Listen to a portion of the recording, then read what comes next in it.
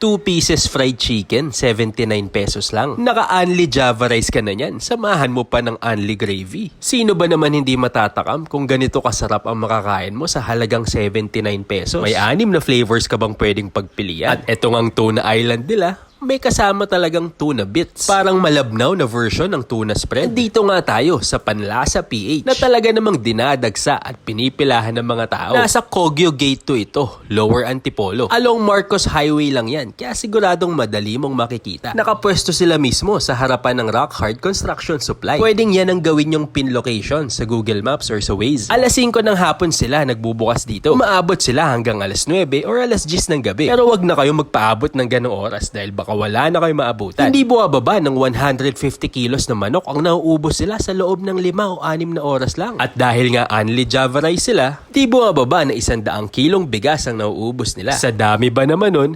pag-expect tayo ng mahabang pila. Mindset ba? Para di tayo mainip. Mahigit 1 oras kaming pumila. Alas 8:30 kami ng gabi dumating dito at natapos kami bago mag-alas 10 ng gabi. Pero huwag kayong mag-alala dahil siguradong super worth it ito. 100% sure busog ka dito. At sulit ang paghihintay nyo. Napaka-juicy ng kanilang manok. Crispy ang balat, tender ang laman at hindi dry. Malaking factor siguro talaga dahil freshly fried ito. Hindi ka din titipidin sa sauce dito. Kaya siguradong sulit ang extra rice mo. Tignan nyo naman kung gaano ka juicy yung meat na yan. Umuusok-usok pa. Mag-ingat lang wag mapasok. Sabayan na rin natin ng mainit-init na kanin.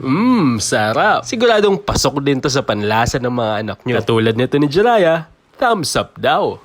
So yummy! Kahit nga wag mo nang lagyan ng gravy, masarap na. Saktong-sakto na yung flavor ng sauces niya. Pwede ka din mag-request na plain lang kung yung tipong classic na fried chicken ang gusto mo. Pero para sa akin, masarap talaga lahat ng sauces nila. Nag-stand out lang talaga para sa akin itong garlic butter. Na tiyempo na wing part pa na ilagay, kaya naman mas malinamnam. Kakaiba din ang datingan itong Tuna Island. Manamis-namis na may pagka-creamy ang lasa. This is not your typical fried chicken for sure. Isa sa pinakamasarap na natikman ko dito sa Antipolo. Considering yung price range niya na talaga namang sobrang mura. Kaya kung budget food trip ang hanap nyo at kung gusto nyo mabusog ng todo, tayo na kayo dito sa Panlasa PH.